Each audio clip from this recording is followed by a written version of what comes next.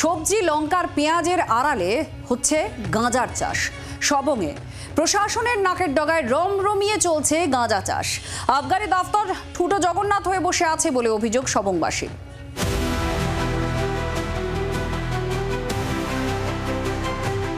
গৃহস্থ বাড়ির উঠোন থেকে বাড়ির সংলগ্ন ফাঁকা জায়গা, মাঠ, সর্বত্রই চলছে গাঁজার চাষ। লঙ্কা গাছ, পেঁয়াজ গাছ, বেগুন গাছের ফাঁকেই বসানো হয়েছে গাঁজার গাছ। সবং ব্লকের বলপাই অঞ্চলের খাগড়াগেড়িয়া গ্রাম থেকে শুরু করে বিষ্ণুপুর, বুড়াল, মোহার অঞ্চল, এই সমস্ত এলাকায় প্রকাশ্যেই রমরমিয়ে গাঁজার চাষ চলছে বলে অভিযোগ।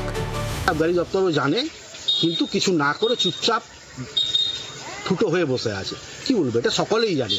সবংয়ের বিভিন্ন এলাকায় চোলাই মদ থেকে শুরু করে গাঁজা চাষ পুরো সবংটাই ভরে গেছে। সবাই সব জানে, কোনো প্রতিবাদ করে না। সব জায়গায় তো গাঁজা চাষ হচ্ছে, প্রায় এই গাঁজা খাচ্ছে এখানে ওখানে সেখানে বসে। প্রতিবাদ করতে গেলে এখানে অনেক রকম অ্যাকশন উঠতেছে।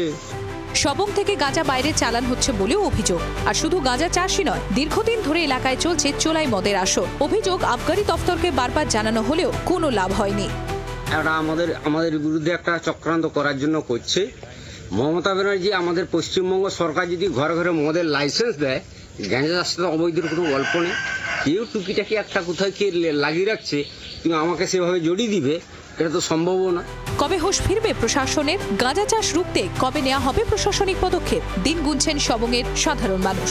পশ্চিম মেদিনীপুর থেকে ইগোপি রিপোর্ট, জি 24 ঘন্টা। বাংলার আওয়াজ, বাঙালির আবেগ, জি 24 ঘন্টা।